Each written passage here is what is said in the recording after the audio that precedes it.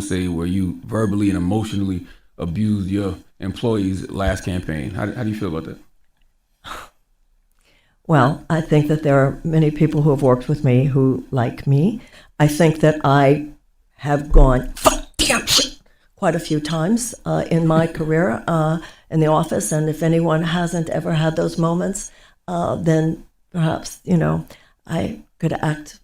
Listen, times when I've raised my voice, or if anyone has ever experienced me as disrespectful, then I am sorry about that. But the picture of me in that article is not accurate. Mm-hmm. Mm-hmm.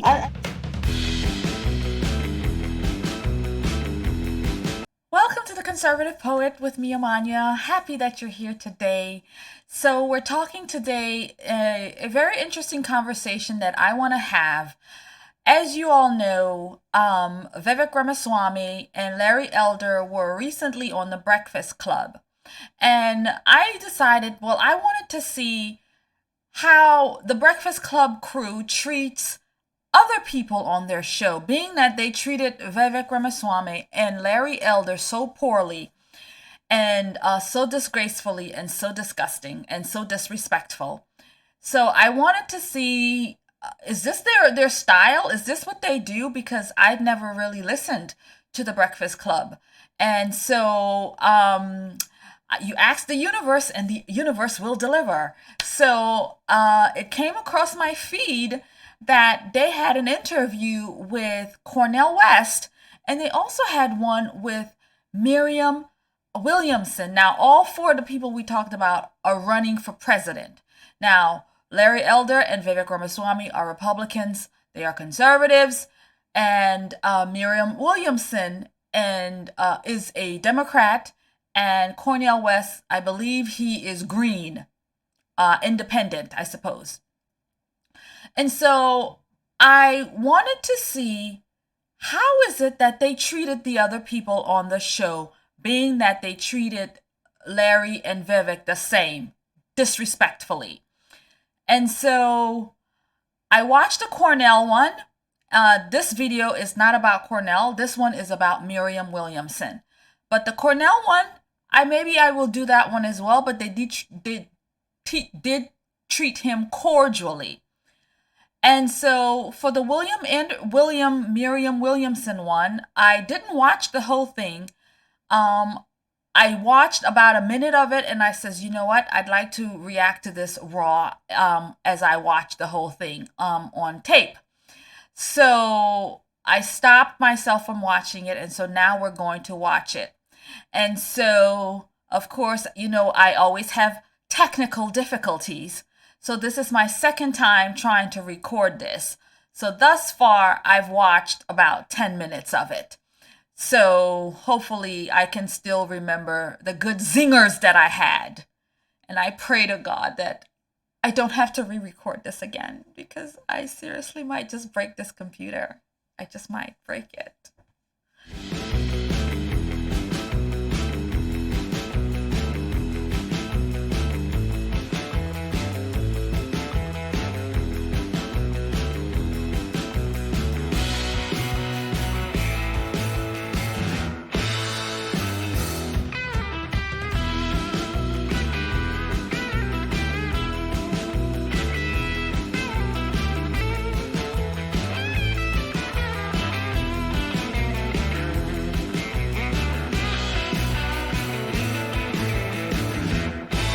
Want to clarify one thing, because when Charlemagne talked about experience as well, and when I'm talking about experience, I'm certainly, just because I don't want anybody to hear this interview and get confused by what I mean, I'm certainly not talking about being elected or holding some type of office. I'm mainly talking about grassroots. So I'll just leave this statement that I think it is, Ms. Williamson, very important to get involved in things like the task force that they're taking public comment right now.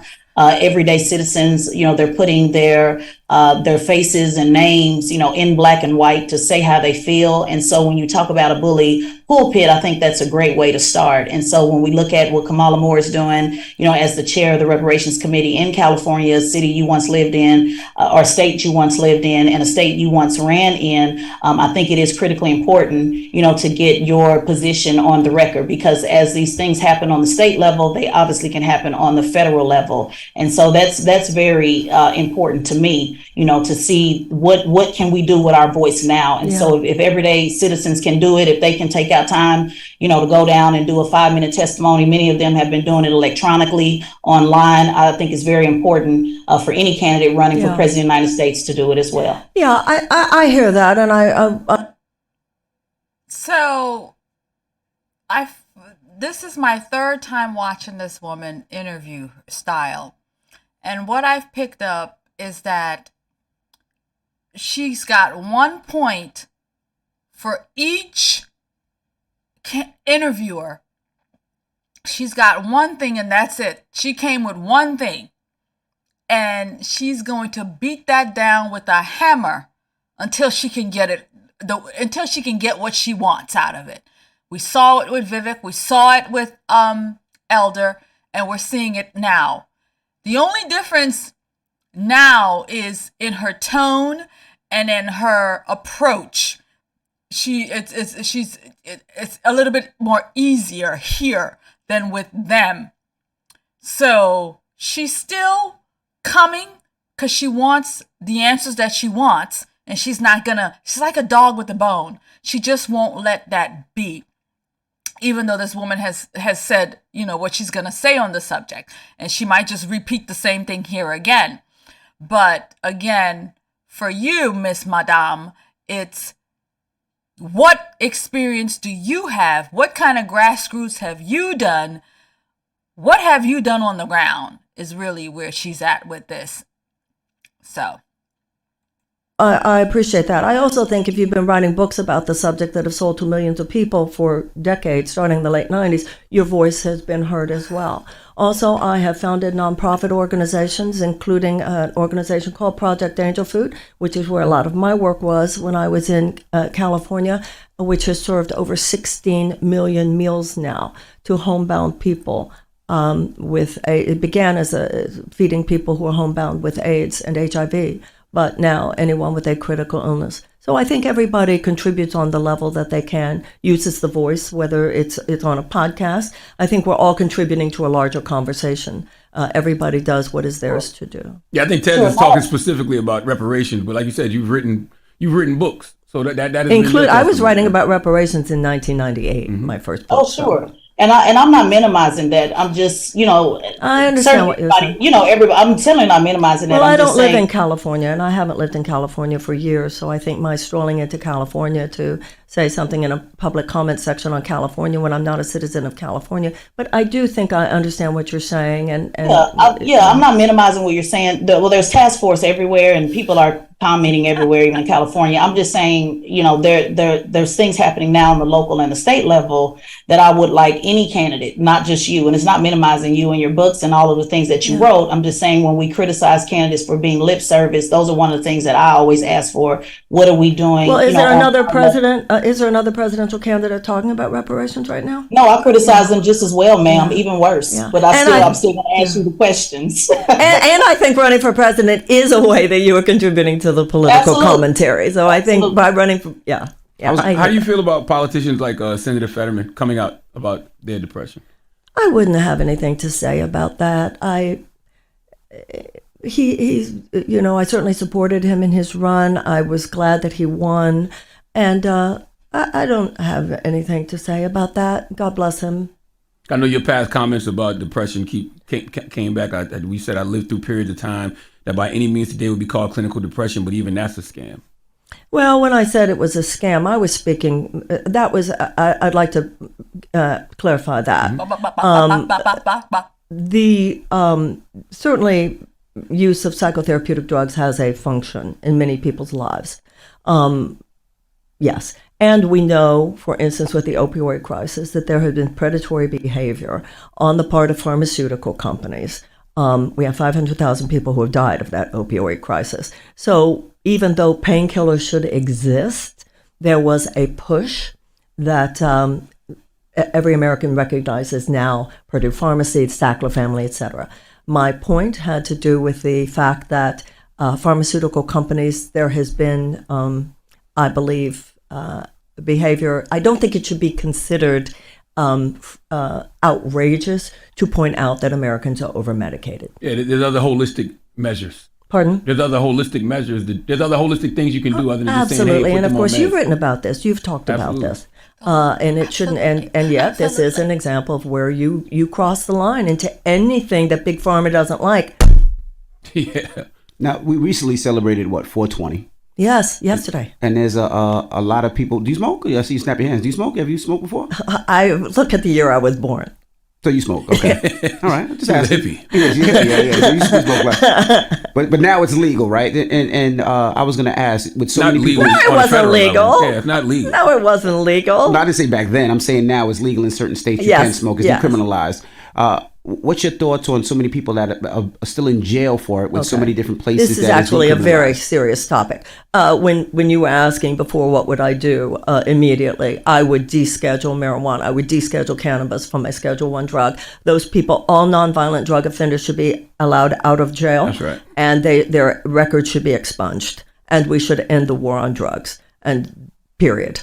And that's something President Biden can actually do. Yes, right he now, sure with the could. stroke That's a of a pen. perfect. And another thing which he said he would do. And hasn't. Do you think he went far enough with what was it? What was it? Simple possession. If you're in, nobody release. What he's expunging the records of everybody on the federal level for simple Yeah, possession. on the federal level, there has been some protection. It's all those incremental approaches. A little bit, certainly better than a Republican, But there's nobody in prison on the federal level for simple possession of weed. I know that he did take some action on a federal level, but I wouldn't say nobody's in prison. No, there's nobody. I don't know exactly. No, but it's a fact. Yeah, federal. Yeah, on federal. the federal level, there's nobody in jail for simple possession of But he marijuana. could still declassify it, just and end the war on drugs. We should treat drug addiction the way a country like Portugal does, where it is considered a health issue rather than a criminal issue. She says to end the war on drugs. This woman just talked about fentanyl killing. I mean, our young people are dying from drug overdoses. And she says to end the war on drugs. Having this border wide open with drugs pouring into this country, killing our people. She says to end the war on drugs. And I guess she's talking about marijuana. But I think we're talking about a bigger subject here when you say end the war on drugs, because you're talking about letting people just, they go out here, they get high. The people, taxpayers, have to deal with the consequences of their actions. Getting high, their health issues, their dental issues, all of these things. Marijuana does things to your brain. I get it that it's herb, but my whole point is when you end the war on drugs, are you not opening up for more problems in this country? Are you not opening up for more problems in this country when you say we need to end the war on drugs? The war on drugs was put in place because we have a drug problem in this country. It's not just a mental thing. People are lost and they're getting high to get away from their pain and their suffering. We need to address that. That is the core of our problem. We need to address that. You can't just end the war on drugs and not address the reason why people are getting high in the first place, why they're getting on drugs in the first place.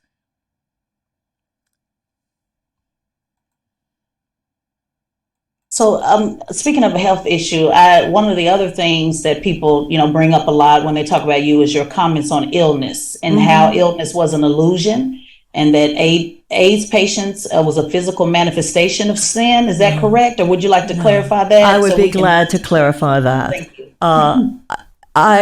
As I mentioned before, I founded an organization called Project Angel Food, which fed people, has fed 16 million meals to people with life-challenging illnesses. I was a very involved AIDS activist.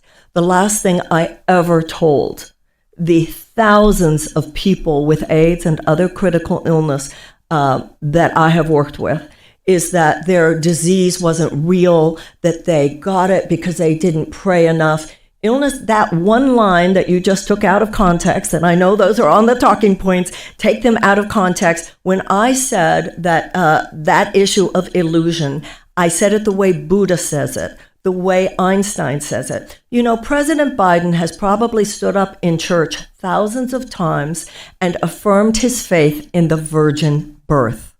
No one thinks that the president doesn't know where babies come from. So when you talk about three-dimensional life as an illusion, Einstein said time and space are illusions, but albeit persistent ones. That's a line that was taken out of my books. I don't need to be schooled by someone, let's say like Sonny Hostin on The View, that I don't recognize the reality of people's illness. My sister died of breast cancer. I have been at the bedside and officiated at the funerals of hundreds and hundreds of people. Mm-hmm. I am the last person in this country who does not understand the reality of physical illness. The difference between me and a lot of my critics is how much I have tried to do in my life to be of service to them.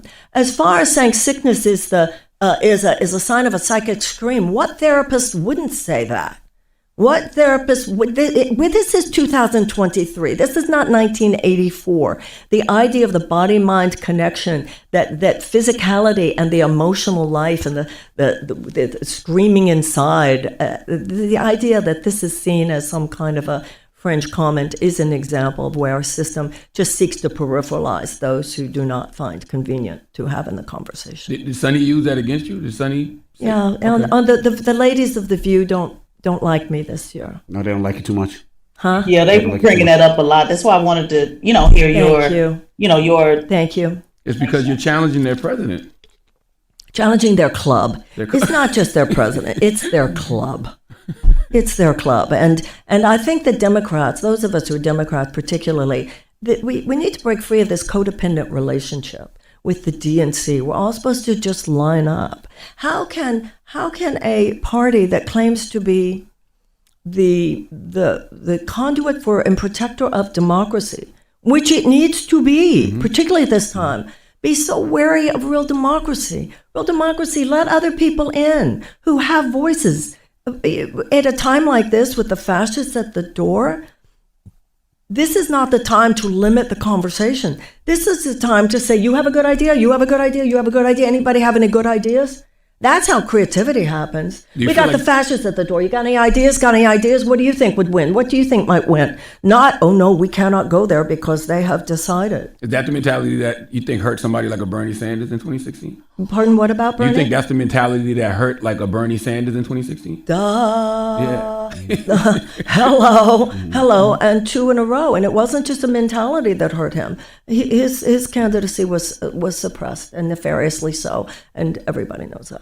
Mm. Well, I know. Well, it's a lot that hurt Bernie Sanders. And speaking of that, what is your makeup for Black staff? I'm just curious. Have you started getting your staff together, or what would that look like? Because one of the things that's really important, particularly when you talk about getting the Black vote and having conversations with Black Americans. Obviously, you're going to talk to everybody, but the majority of folks that at least listen here are of color and particularly Black. What will your Black staff be looking like? One of the areas that Bernie Sanders failed in tremendously. Our press secretary is a Black man. All of my staff in South Carolina, I have 3 people, and then in Georgia. So I have 5 Black people are currently serving on my staff out of 12. Okay. All right. Well, we appreciate you for stopping. Marianne I'm sure we'll see you again. Thank you. What's the website? Marianne2024.com. Okay. Right. Always a pleasure. So, there you have it. That was Marianne Williamson, presidential candidate 2024 on the Democrat ticket, on the Democrat side. She talked a lot about being, actually towards the end there, she mentioned it as well. Again, they're pushing her out, keeping her out, the way they did Bernie Sanders back in 2016 when he was running.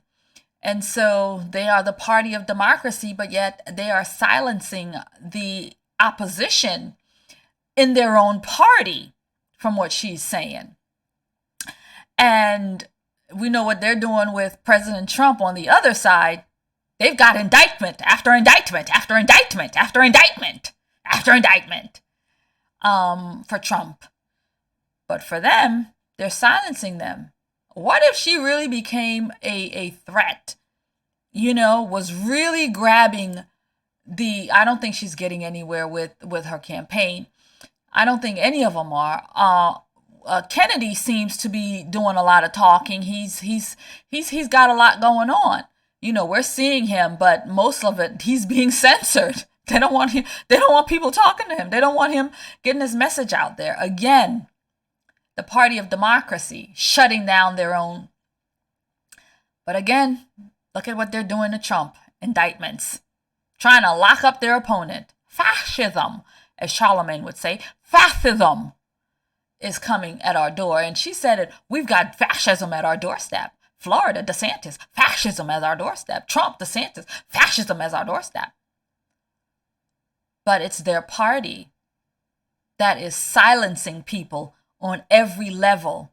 They're silencing we the people through big tech and the media. They're silencing candidates running in their own races through the media and big tech and telling them that, no, we're not having debates. You can't talk to Joe Biden about anything, about this. No, Joe Biden is the guy. And you just have to handle that.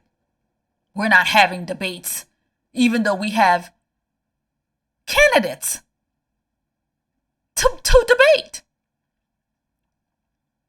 I guess they learned from the last debate and all of that. So it'll be interesting to see. I need to find out who else is running against Biden. So we've got RFK Jr., Marianne Williamson, and Cornel West. Now, I don't think I'm going to do the Cornel video. I don't want to sit through an hour of it. I really don't. I'll think about doing it. I don't know.